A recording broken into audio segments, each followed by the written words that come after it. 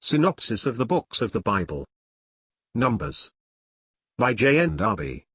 All Scripture is given by inspiration of God, and is profitable for doctrine, for reproof, for correction, for instruction in righteousness, that the man of God may be perfect, truly furnished unto all good works.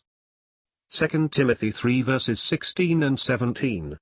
Synopsis of the books of the Bible. By John Nelson Darby. Numbers chapters 1 and 2. God numbers and arranges his people around his tabernacle.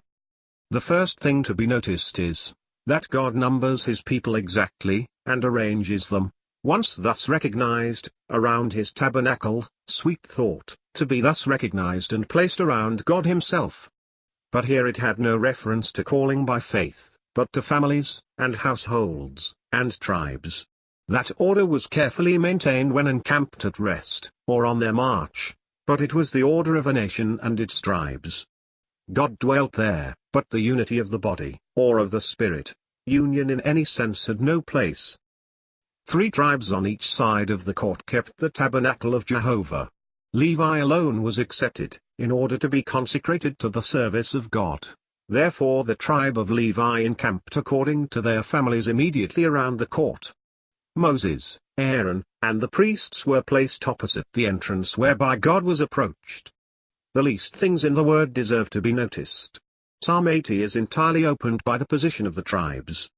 The spirit of the psalmist asks, in the last days of the desolation of Israel, for God to lead them and to manifest his power as he did when he led them through the wilderness. He asks for the power of his presence on the ark of testimony, as God manifested it when it was said, at the moment when Israel set forward, rise up, Jehovah, and let thine enemies be scattered.